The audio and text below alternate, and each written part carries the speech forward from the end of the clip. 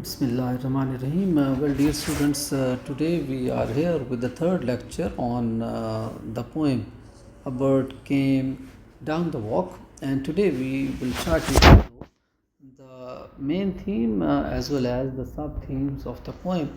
So, in fact, while I was explaining in the end, I told you that the poem actually explores, I will write it here that. It explores the complex relationship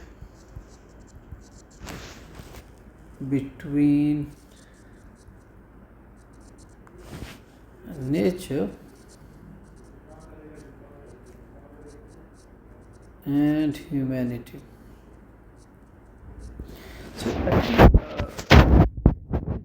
relationship, it's a very complex relationship, and every day we see the many facets or the angles of this relationship, and it shows both the beauty and brutality of the natural world, and so as the independence of living creatures, and we may also add that the poem actually explains the delicate boundary between human interaction and the untamed freedom of nature.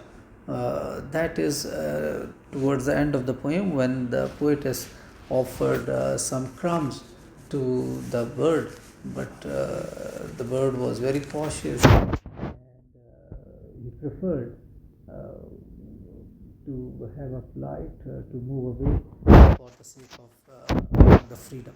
So nobody wants to be captivated or to be kept as a slave. So that is how the main theme can be explained. Well, now we move on to the sub themes that we found in this course. And the very first I have mentioned here is the nature's balance. Emily Dickinson actually highlights how the nature holds both the brutality or harshness and gentleness in balance.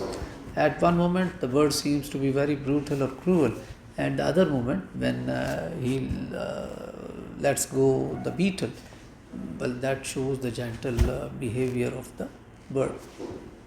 So that is how the nature goes. Both elements go hand in hand with each other, and the birds, as I've already explained, the eating a worm shows the raw, violent side of the survival, because obviously it has to satisfy its hunger, and while the graceful behavior in avoiding the beetle, that shows the harmony and consideration on part of the bird.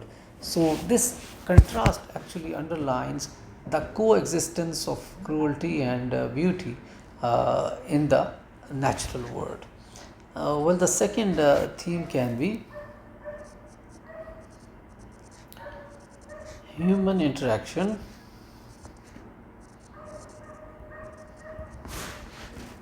with nature.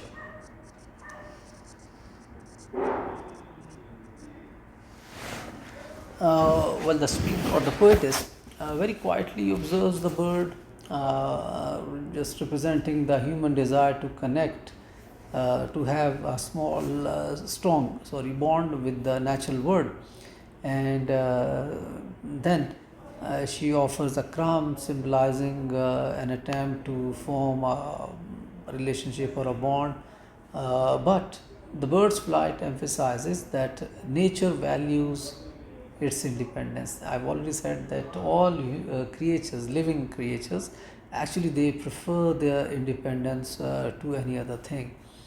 Actually this shows a very fine thin line between appreciation and intrusion. Humans can admire nature, but obviously we do not have the ultimate power to control it. So that relationship is very complex and delicate. Another theme, dear students, that we can find here is the theme of freedom and independence. well, we all already seen that the bird serves as a symbol of untamed freedom. That means he prefers to move in the wild, and finally, by refusing the crumbs, it chooses self-reliance over dependence on human kindness. Obviously, we may not hit the intention of anybody, but the birds normally they do not rely on the human beings. So then again, the way the bird moved away, the poetess has very beautifully depicted that in very smooth or graceful flight. That actually reflects a universal longing for independence or liberty. And that actually reminds us that freedom is most authentic when unbound by any external influence or force. That means we should rely on ourselves to be independent and to be liberated.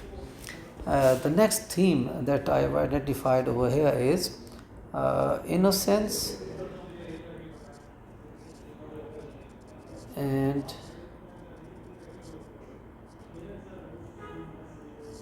danger.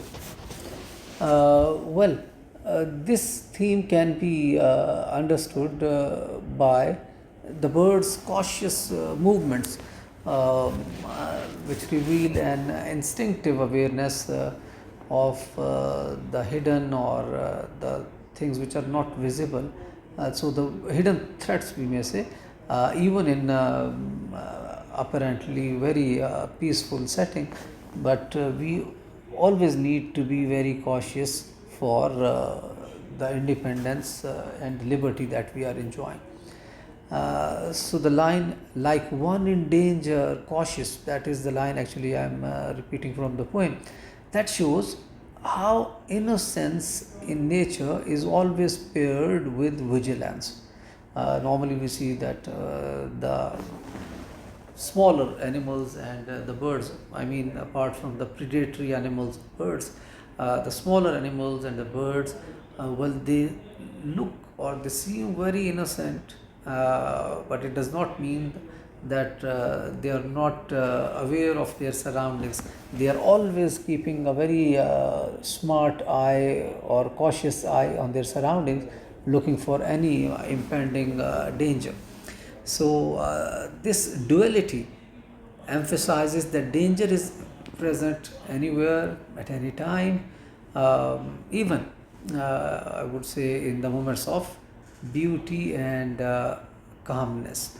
So, just to sum up, I would say that Emily Dickinson's poem reflect the duality of the natural world, its violence and beauty, its harmony and danger. So, see, there are two things, one opposite to each other. They are going together, and while showing that true freedom lies in independence from human interference, because it is actually the human race which is causing a lot of problem for the other species, and they make slaves of them, they cage the animals, they tame the animals for their use. So I would say it also suggests that while humans can observe and admire nature, they cannot fully possess or tame it. That means there are still so many species, especially of the animals and even some birds, they are difficult to catch, they are difficult to tame, and they are difficult to possess.